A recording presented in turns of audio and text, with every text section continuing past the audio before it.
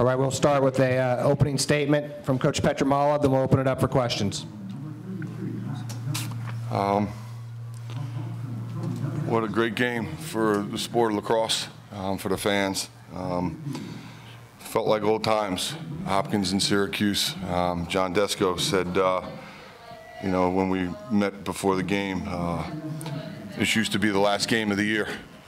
And it was kind of played like one of those games. So, you know, I'm thrilled for our men. I'm not sure words can describe how proud I am of them, considering what they went through, how many people wrote them off. You know, and they've been as resilient can be. And, you know, it turned out today we needed that resiliency at the end of the game when we're up 4 and they come storming back. And that's why Syracuse is a champion. They did a great job. I thought we defended them great for, you know, almost three quarters, and then you know, some guys just got loose. But I'm really proud of our guys. Really excited for them, and maybe the most exciting thing is, you know, yeah, we're going to the Final Four. Yes, we have a chance to compete for a national championship again. I'm more excited to spend 7 more days with these guys. That's been the best part about this ride. Questions? Matt Schneider, Daily Orange. Wells, just talk about how you guys were able to take advantage of their 12 turnovers, and I think there was one sequence toward the end of the 4th where they were kind of throwing it around the back, and then Bobby ended up throwing it out of bounds, kind of shifted the momentum there a little bit. Yeah, well, we talked all week about having to ride the ball back and get possessions back because we knew they were a great team. Their face-off guy wins a lot of face-offs, and they score when they have the ball, so we knew we had to do everything we can to get the ball back and get it going our way. So the attack and Coach Benson, we all talked about, you know, riding and really working to try and steal those possessions back. Dave, you know, how important was Wells' goal there at the end of the 3rd quarter to really get the momentum, you know, going to your favor going to the 4th? It was huge. You know what, though? When you look at it, they were all big, and you don't realize it at the time. You know, you hope your seniors are going to be the ones that set the standard in this kind of game, and you hope they're the ones that lead the way. And ours did today, and obviously Wells certainly did at the offensive end. And in my opinion, he's been the most underappreciated player in the country this year. He's been great for us, and you know, it's been a team effort for us, but we don't get where we are without him in the offensive end, that's for sure. And, you know, in the last play, you know, when they get it to 16-15 and you guys are going back to the X, you know, what's going through your mind as a coach in that moment? I'm not feeling real good at that moment. You know, and if you were next to me, I would have been happy to switch places with you. You know, we go up 4, and literally when we scored the goal to go up 4, I looked at Bobby, Coach Benson, and I said, I'm not sure that was a good idea because we haven't been winning face-offs. And if you're not winning face-offs, you know, the next thing you know, it's goal, face-off, goal, face-off, goal, face-off, which unfortunately turned out to be what it was. And after the game, he looked at me and goes, I bet you're happy we got that last goal now.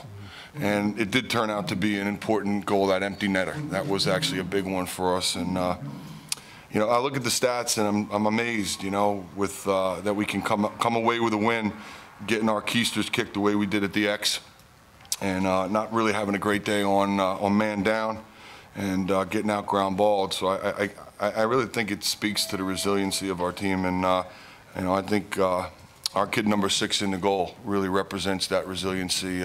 Everybody wrote him off too, and he was as good could be today. And again, another one of those seniors that got the job done. Terry. Eric, so 15 saves today, 13 saves when you faced Syracuse in March. Is there something about this team and the way that you approach them, or is there something about the way that the game flows that allows you to be successful against them? I think you know, they're a great opponent, and you know, at any time their first 6 and even their second line midfield can sling the ball, and you know, it definitely makes you focus a little more entering the game. Luckily, you know, my defense gave me shots early on that I felt that I can see, and it allowed me to get into a little bit of a rhythm, and I just tried to carry that on throughout the game, and just the next play mentality. We knew they were going to score goals, and you know, they're very talented obviously, so I'm just not getting down on ourselves if they put a couple in.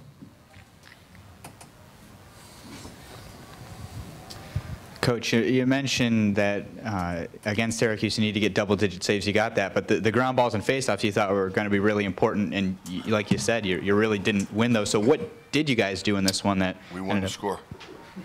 I mean, seriously, I don't mean to say that disrespectfully. You know, we got the saves that we need to keep them to 15, and if we're not getting the ground balls and we're not winning faceoffs, we needed to have more than 28, 29, 30 possessions, and I would guarantee you we did today.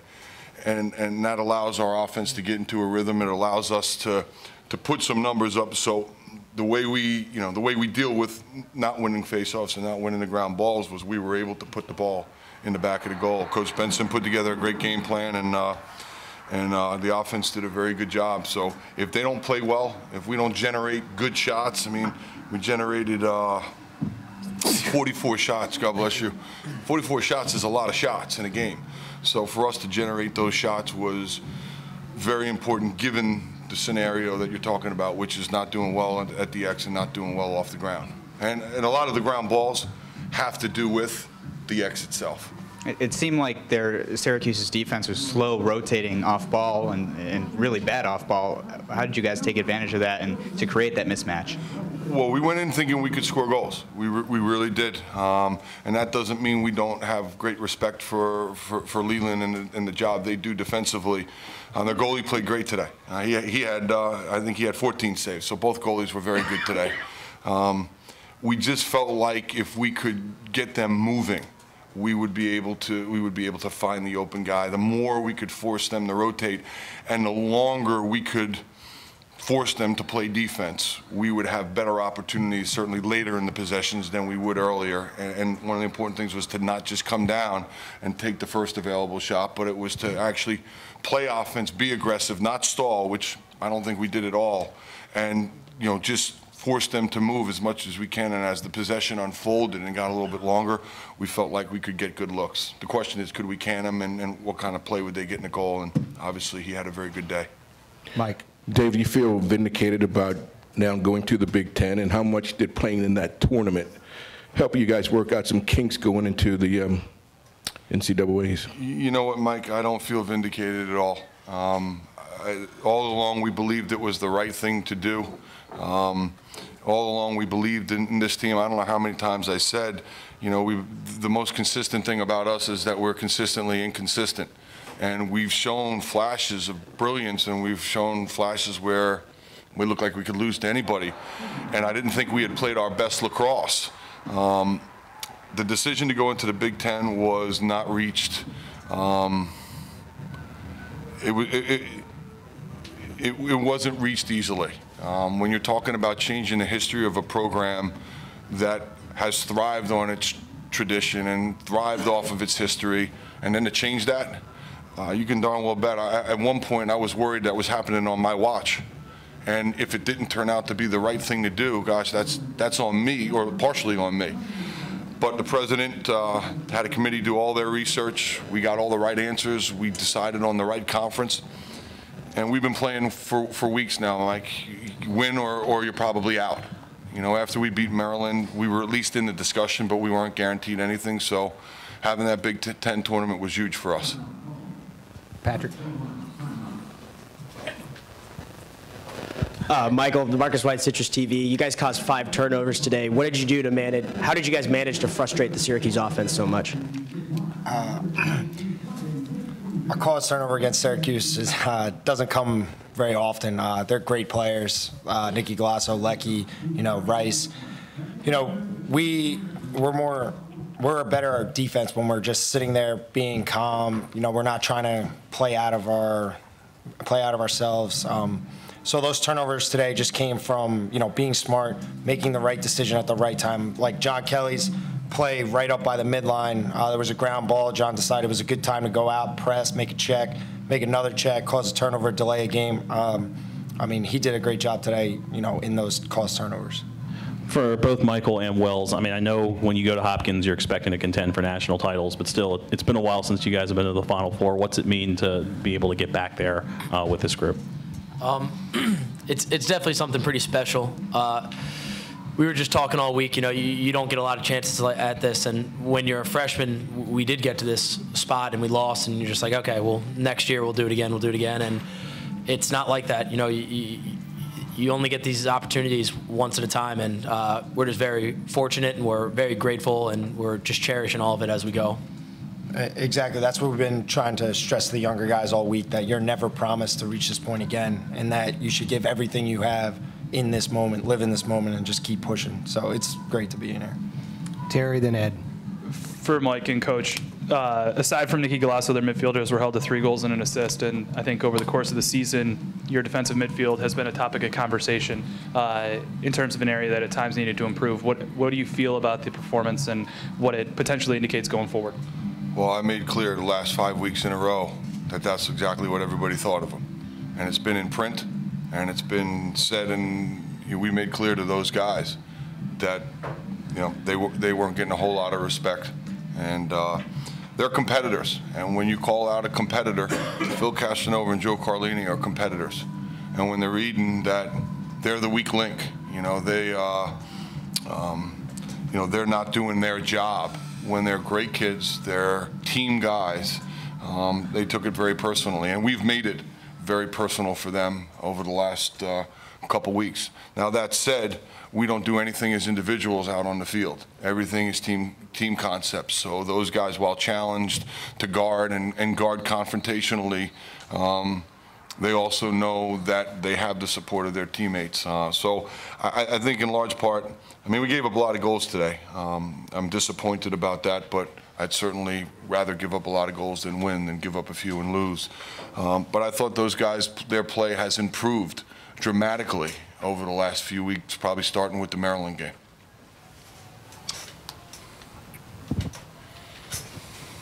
Oh, go ahead. I'm sorry. Wells, can you talk about, before Ryan's empty net goal, it seemed like you guys on offense were still attacking the net.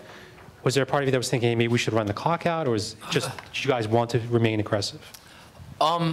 Yeah, in a way, but to kind of run some clock, you got to play full speed. We learned in the Ohio State game in the Big Ten Championship that if you're trying just to stall, you're going to end up turning it over more. So we got to keep pressing, but we got to pick and choose our opportunities and go for the 90-10 plays. And we were talking about it, but we knew that we were only going to go if they were for sure goals, and we were pressing a little bit, maybe a little bit too much at times, but it was just something that we kind of were trying to fix from when we didn't really do it against Ohio State the first time. And Eric, just take me through what's going through your mind. A minute and a half left, up 4, then up 1 with the ball sitting at the X, and then seconds ticking down with the ball trickling around at the other end of the field. What's kind of going through your head in all 3 of those scenarios? That 1 minute and a half felt like an eternity. You know how talented they are, and they can score in bunches because, you see it on film all the time when they go on their runs, against us in the second quarter. I think they scored, 6 or 7 goals in, 9 minutes. So we knew they were capable, and, we still knew that we need to be on our best level as well. And, when the seconds finally dwindled down, it was surreal. I couldn't believe it, and I'm just so proud of these guys. We continue to fight, no matter what the circumstances are, and I'm just so proud of these guys. I can't explain it. And Coach, if you don't mind me asking, what stat were you just showing Michael?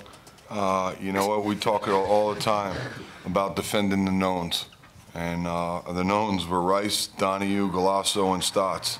3, 3, 3, and 3. So I guess we didn't do a good job of defending the knowns today. Listen, we're pretty fortunate. We've grown up a lot this year. So, we've been very lucky to have a great senior class. This is maybe my opportunity to look at 3 guys that have led us through a pretty horrific time. And we don't get where we are without these 3 captains. So my hat's off to you fellas. Nice, Coach. Gary?